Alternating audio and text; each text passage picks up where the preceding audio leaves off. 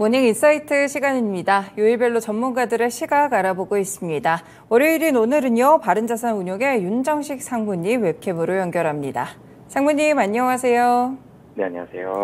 네, 저희 지난주 증시부터 좀 복귀해 보겠습니다. 사실 지난주에는 중국의 단체 관광객 해제 소식 같은 이슈적인 플레이들이 많이 나왔던 것 같은데 코스피와 코스닥 상당히 좀 다른 흐름을 보였습니다. 지난주 시장부터 정리해 주시죠. 네, 이 시장의 흐름이 지난주 그리고 지지난주 사실 최근의 흐름을 놓고 보면 수급적으로는 개인의 매수가 유지가 되고 외국인과 기관은 매도를 하고 있다. 이게 거의 지금 한 달 정도, 한 달 좀 넘게 유지가 되고 있는데요. 근데 개인의 매수와 외국인과 기관의 매도 이 상황은 그대로인데 지수의 움직임들은 조금씩 달라지는 그런 모습을 보여주고 있습니다. 개인의 매수가 굉장히 강력했을 때에 이 2차전지 소재 관련된 종목들, 그러니까 코스피에서 포스코 홀딩스, 포스코 그룹주들, 그리고 코스닥에서 에코프로 그룹주들이 급등을 하면서 개인의 매수가 많은데도 주가가 상승을 크게 했었죠. 그리고 그 다음에는 개인의 매수가 굉장히 많은데 2차전지 소재 관련된 종목들이 조정을 받으면서 지수도 같이 조정을 받았고요. 이번에는 전체적으로 주간 단위로 놓고 보면 좀 심심한 모습의 증시가 좀 펼쳐지는 그런 시장의 모습이었습니다. 개인의 매수는 지속이 됐고요. 그렇지만 변동성은 제한적이었습니다. 지난주 코스피만 놓고 보면 이 코스피 지수 자체는 주간 단위로 봤을 때는 이 좀 하락을 했습니다. 그러니까 이 8월 4일의 종가가 2602포인트고요. 8월 11일의 종가가 2591포인트이기 때문에 하락을 했는데 이 상승하는 날 자체를 놓고 보면 상승하는 날은 하루였고요. 그리고 나머지 4거래일은 하락을 했습니다. 상승하는 날 8월 9일 수요일 날은 좀 많이 상승을 했고요. 그 외의 날들은 조금씩 하락했지만 하락 일수가 좀 더 많았다는 점. 그리고 지수를 놓고 보면 그렇지만 차트가 굉장히 많이 무너져서 추가적인 하락이 걱정이 됩니다. 라고까지 말씀드릴 정도는 아닌 것 같습니다. 61선을 살살살 타고 가면서 61선과 21선 그 사이가 굉장히 갭이 작거든요. 근데 그 사이에서 4일 동안 움직이는 그런 모습들이 나타났습니다. 61선 깨졌으면 사실은 이 121선이 훨씬 아래에 있기 때문에 2500선대 중반보다도 더 아래입니다. 지금보다 한 60포인트 정도 더 내려가야 되는데, 근데 61선은 깨지 않으면서 그 안에서 61선과 21선 안에서 움직이는 아슬아슬한 그런 모습들을 이 주간 단위로는 좀 보여졌지만 전체적으로 지수의 변동폭은 굉장히 좀 작았다. 라는 점, 이 말씀을 드리겠고요. 2차전지 소재주들은 그러니까 지지난주죠. 지지난주에는 조정이 좀 있었는데, 지난주 같은 경우는 조정이 좀 완화가 되는 그런 모습들, 어떤 종목들은, 에코프로 같은 종목들은 다시 좀 상승을 하는 그런 모습들도 있었기 때문에, 전체적으로 2차전지 관련된 종목들로 쏠리는 매기는 계속적으로 좀 완화가 되고 있고, 이 종목들의 변동성도 좀 완화가 되고 있는 상황입니다. 이 2차전지 소재 관련된 종목들이 너무 많이 올라갈 때는 이 종목들로만 매수가 다 들어갔기 때문에 다른 종목들을 매수할 자금들이 없었습니다. 굉장히 수급 쏠림 현상이 과했었는데요. 그런데 이 종목들이 또 너무 많이 하락할 때는 수급 쏠림 현상은 좀 완화가 됐죠. 이 종목들 팔고 다른 데로 가니까. 그렇지만 이 종목들이 너무 시가총액이 많이 올라와 있는 상황에서 이 종목들에 대해서 조정이 나오니까 지수가 또 하락을 했습니다. 그런 부분들도 좀 좋지 않았었죠. 근데 이제는 좀 전체적으로는 좀 완화가 되고 있는 그런 상황이라고 보시면 되겠습니다. 우선은 코스피 외국인 순매수 종목을 좀 살펴본다라면은 코스피 외국인 우선 자동차와 전기전자주에 대한 매수가 있습니다. 현대차도 있고요, 현대모비스도 있고 이 종목들. 자동차와 전기전자에 관련된 종목들이 좀 매수가 들어와 있는 종목들이 있고, 전기전자에 있어서도 전기전자에 있어서의 다른 종목들도 이 매수가 있는데, 이 안에서 좀 특징적인 종목들을 좀 찾아본다라면은, 지난주에 이 호텔신라를 비롯해서 중국인 단체 관광객이 허용이 된다. 이 중국 관련된 중국인이 한국으로 들어왔을 때 어떤 종목들이 좋았겠느냐, 좋으냐라는 부분들을 봤을 때 이 종목들이 호텔신라와 같은 종목들이 상당히 주목을 받았습니다. 그러면서 코스맥스와 한국콜마 화장품 관련된 종목들도 일부 좀 들어오면서 이 매수가 되는 들어오는 그런 모습들을 보여줬고요. 그리고 2차 전지 관련된 종목들이나 반도체 관련된 종목들 일부가 좀 매도가 들어왔습니다.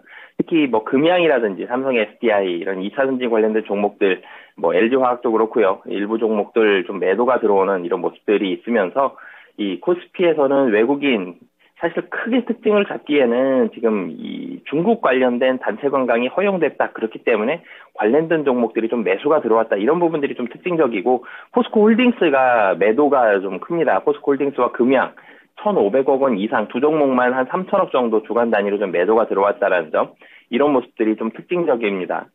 기관들 놓고 보면 기관 같은 경우는 매도와 매수가 모두 좀 제한적입니다. 그렇지만 그래도 또 매수하는 종목 살펴보면 외국인과 겹칩니다. 지금 호텔신라도 있고요. 그리고 현대백화점도 있고 신세계도 있습니다. 이 LG생활건강도 있고요. 이 중국인이 한국을 들어왔을 때 하면 첫 번째로 면세점 떠오르죠. 면세점이 떠오르기 때문에 호텔신라와 신세계, 현대백화점이 면세점을 가지고 있는 이 세 종목들 상승을 했고, 그리고 그 외에도 놓고 본다라면 뭐 화장품을 팔고 있는 LG생활건강과 같은 종목까지 좀 매수가 들어왔고요. 그리고 이 화학 관련돼서는 뭐 SKC라든지 포스코 퓨처엠도 일부 좀 매수가 들어오는 모습을 보여줬습니다. 삼성전자와 포스코홀딩스 그리고 포스코 인터내셔널 2차전지 관련된 종목들 좀 매도를 했는데, 물론 이제 매도에 삼성전자, SK하이닉스 반도체가 다 있습니다. 미국 시장에서 반도체에 대한 매도가 굉장히 좀 이 경제 지표, 물가 상승, 소비자 물가와 생산자 물가, 이 물가에 대한 경제 지표를 앞두고 있었을 때 반도체 관련된 종목들, 특히 주 후반에 좀 반도체에 대한 매도가 강했고 하락이 깊었죠. 마지막 거래일에도 필라델피아 반도체 지수가 크게 하락을 했습니다. 이런 모습들이 국내 시장에서 삼성전자 매도가, 기관의 매도가 주간 단위로 4천억이 넘었습니다. 그러면서 굉장히 좀 많이 매도가 나오는 그런 모습들을 보여줬고, 2차전지 관련돼서도 포스코홀딩스라든지 이런 2차전지 관련된 종목들도 같이 좀 매도가 나왔다라고 보시면 되겠습니다. 코스닥으로 넘어가서 외국인 좀 살펴본다라면은 이 중국에서 넘어온다라는 부분들, 이런 부분들을 코스닥도 어느 정도 이 영향을 많이 좀 받았습니다. 우선 차트적으로 본다라면 코스닥 같은 경우도 왜 개인의 매수세가 좀 더 강한 건 맞습니다만 이 코스피의 움직임과는 조금은 다른 모습들이 좀 펼쳐졌습니다.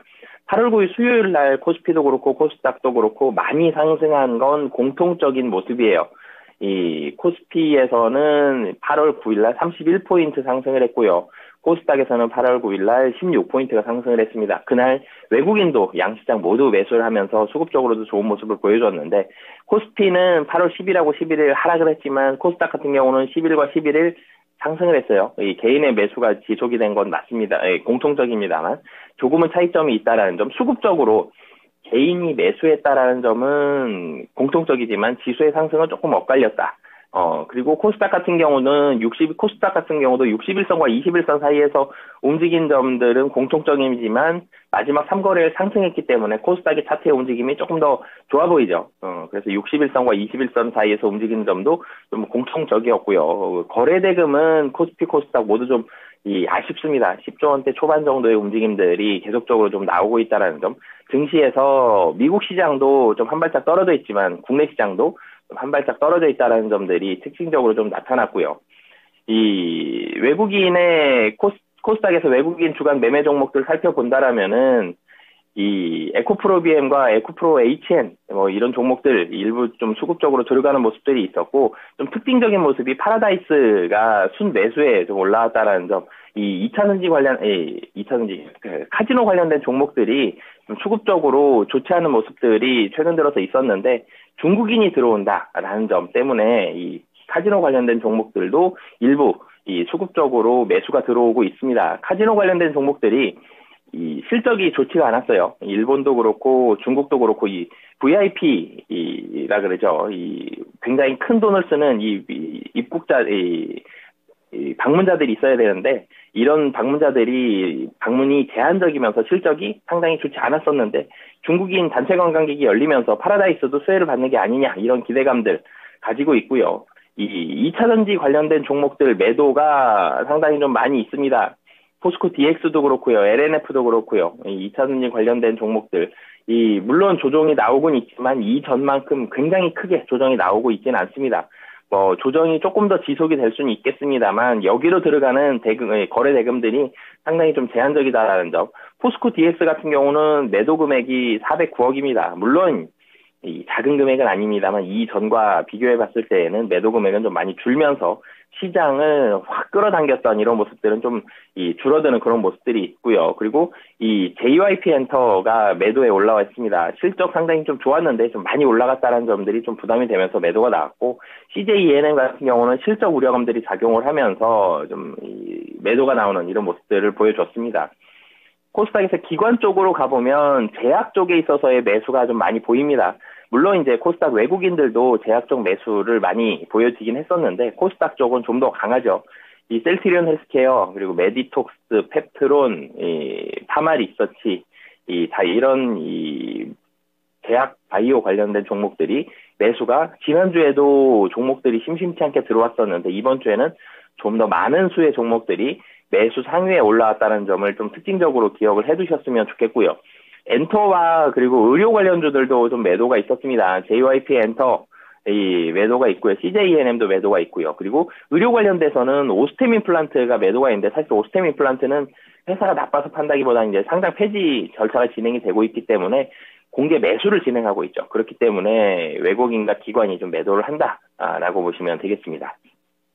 미국 증시로 좀 넘어가 보면 미국 증시 같은 경우는 소비자 물가지수에 대한 발표를 앞두고 경계 심리가 작용을 했습니다. 소비자 물가지수가 좀 높게 나오지 않겠냐라는 우려감들이 있었죠.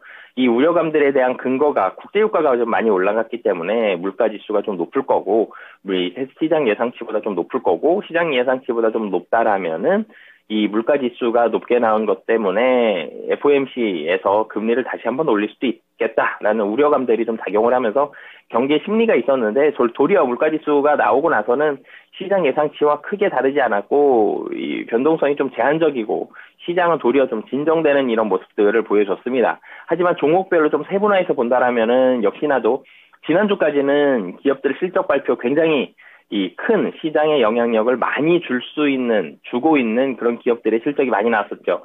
이런 기업들의 실적 발표에 따라서 주가의 변동성은 계속적으로 좀 있었다라는 점은 염두를 해주셨으면 좋겠고요. 하지만 미국 증시도 국내 증시와 마찬가지입니다. 이 일별로는 변동성이 좀 있었지만 주간 단위로 봤을 때는 변동성은 상당히 좀 제한적이었다라는 점.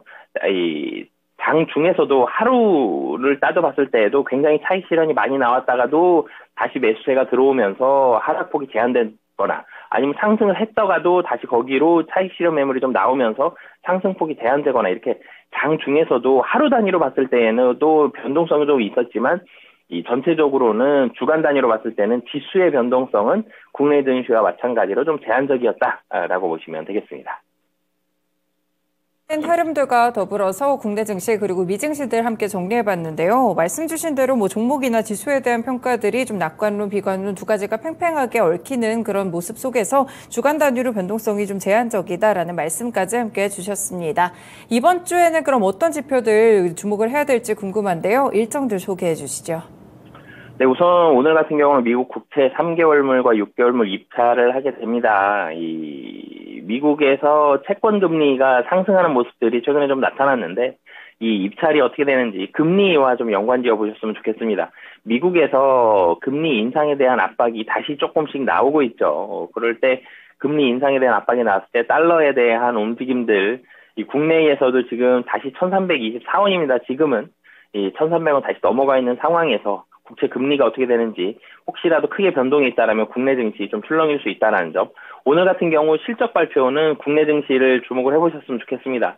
사실 지난주까지가 미국과 국내의 굉장히 큰 기업들에 대한 실적, 굉장히 시세에 영향을 많이 미칠 만한 기업들의 실적 발표가 어느 정도는 좀 마무리됐는데 이번 주 같은 경우 국내에서는 이 금융주와 그리고 보험주들, 증권주, 보험주들 좀 포커스를 맞추셨으면 좋겠는데 오늘 같은 경우 메리츠금융지주와 삼성생명과 삼성화재 그리고 최근에 분위기 좋은 한국콜마홀딩스까지 실적 발표가 있고요. 내일 같은 경우 국내 증시는 광복절로 인해 휴장이지만 중국과 미국은 주요한 지표들이 발표가 됩니다. 15일 화요일에는 중국 7월 산업생산과 소매 판매 그리고 실업률, 중국이 계속적으로 지표가 좀 좋지 않은데 경기 부양책 어떻게 할 것이냐 좀 더 강하게 나와야 되겠죠, 지금. 사실 찔끔찔끔 하고 있는 이런 경기 부양책 가지고는 중국이 지금 답이 안 나옵니다. 물가가 계속 떨어지고 있다라는 점, 이런 모습들이 있기 때문에 산업 생산, 소매 판매, 실업률 모두 좋지 않다라면 중국이 좀 더 대규모의 경기 부양책을 할 수 있는 그런 기대감 가지고 있고, 중국이 단체 관광 허용해서 안 그래도 리오프닝 관련된 종목들 분위기 좋은데 여기서 경기 부양책 또 나온다라면 더 좋을 수 있다라는 점. 그리고 캐나다 7월 소비자 물가 상승률 있고요. 미국 7월 소매 판매가 있습니다. 굉장히 중요한 지표죠. 미국 7월 소매 판매와 미국 8월 뉴욕 연은의 제조업 지수 주목을 해보셨으면 좋겠고요. 미국에서는 장후에 홈디포 실적 발표가 있습니다. 그리고 16일 수요일에는 중국 7월 주택가격 지수와 영국의 7월 소비자 물가 지수가 있는데, 미국이 이날도 가장 중요합니다. 7월 산업 생산이 있고요. 그리고 FOMC 의사록이 공개가 됩니다. 역시 지난주에 나왔었던 이 물가 지수에 따라서 FOMC 어떻게 되는지, FOMC 의사록도 중요하지만 이 이후에 언급들이 어떻게 되는지 이런 부분도 주목을 해보셨으면 좋겠고요. 그리고 미국에서 장 전에 징동닷컴과 타겟에 대한 실적 발표가 있고, 국내에서는 동양생명과 GS 리테일, 삼성증권과 크래프톤이 실적 발표가 있습니다. 17일 목요일에는 한국 7월 수출입 물가가 있고요. 그리고 미국 8월 필라델피아 연은 제조업 지수, 그리고 신규 실업수당 청구 건수가 있습니다. 미국에서 발표되는 이 두 가지의 지표가 모두 중요하다라는 점, 목요일도 잘 주목을 해보셨으면 좋겠고요. 미국에서 장전에 월마트의 실적 발표, 그리고 국내에서는 한화생명과 코오롱글로벌, NC소프트의 실적 발표가 있고요. 18일 금요일에는 영국의 7월 소매 판매, 그리고 6월, 7월 소비자 물가지수 확정치가 있고요. 그리고 미국의 옵션 만기일입니다. 그리고 이런 지표들이 발표가 되는데 제일 중요한 게 우선 15일 국내 증시는 쉬지만 중국 7월 산업 생산과 소매 판매, 실업률 굉장히 좀 중요하고요. 그리고 화요일 날 미국 7월 소매 판매와 수요일 미국 7월 산업 생산, 이 두 가지, 미국에서는 이 두 가지가 가장 좀 중요하다는 점, 화요일과 수요일에 중국과 미국의 이런 경제 지표를 주목을 해보시면 좋을 것 같습니다. 네, 이번 주도 상당히 중요한 지표들이 많습니다. 특히나 국내 증시가 휴장하는 기간 동안도 지표 발표가 상당히 많고, 미국과 우리나라 실적 발표 이어지면서 특히나 미국 쪽에서는 소비 관련된 그런 실적들이 많기 때문에 체크해 두시면 좋을 것 같습니다. 네, 마지막으로 장관님, 이번 주 전략도 알려주시죠. 네, 국내 증시 같은 경우는 중국 소비 관련주에 대한 축단은 호조세를 계속적으로 좀 나타낼 가능성이 높아 보입니다. 단기적으로 조금 빨리 오른 부분들은 없지 않아 있지만 다른 종목으로 매기가 가기에는 다른 종목에서 크게 매력도가 아직 떨어지고 있거든요. 이런 분위기 속에서 중국이 만약에 추가적으로 경기 부양책 좀 더 강하게 한다 그러면 다시 한 번 더 레벨업 할 수 있다는 점, 중국 관련된 종목들 좀 계속적으로 주목을 해보시면 좋을 것 같고요. 하지만 미국과 중국의 갈등은 계속적으로 물 밑으로 들어가질 않습니다. 계속 나와 있는 상황에서 미국에서 중국에 대한 또 다른 제재가 발표된다라면 국내 종목들 중에서는 영향을 받을 수 있는 종목들이 있다는 점 보시면 좋을 것 같고요. 크게 특별한 이벤트들이 나오지 않는다라면 지수는 2600선을 중심으로 해서 위아래로 좀 움직일 가능성, 등락이 지속이 될 가능성이 높습니다. 박스권은 계속적으로 좀 얇아지고 있고 지수가 묶여져 있는 상황에서 종목과 섹터별로 좀 빠르게 좀 변화하고 있고 주도주를 계속적으로 찾고 있는 상황이다라는 점 염두를 해주셨으면 좋겠고요. 미국 증시는 주요 기업들은 실적을 어느 정도 호조세를 이뤄줬습니다. 이번 주에는 달러 강세와 국채금리 상승이 지속적으로 이루어지는지를 계속적으로 확인을 하시면 좋을 것 같고요. 미국 증시도 하지만 지수만 놓고 본다라면 국내 증시와 마찬가지로 변동성은 제한적일 가능성이 높다라는 점 염두를 해두시면 좋을 것 같습니다. 네, 알겠습니다. 오늘 주신 전략도 잘 참고해 보도록 하겠습니다. 오늘 말씀 고맙습니다. 네, 감사합니다. 네, 모닝 인사이트 시간은 바로자산운용의 윤정식 상무의 의견을 함께 들어봤습니다. 여러 가지 이야기들을 들으셨겠지만 이번 주는 확실히 내일이 광복절이어서 휴일이 껴있습니다. 휴장 기간에도 나오는 소식들 체크해 보시면서 이번 주도 성공 투자 되시길 바라겠습니다. 지금까지 다양한 투자 판단에 도움이 되는 말씀들 전해드렸는데요. 특정 종목의 상승과 하락을 보장하지는 않습니다. 모닝쇼 여기서 마칩니다. 시청해 주셔서 고맙습니다.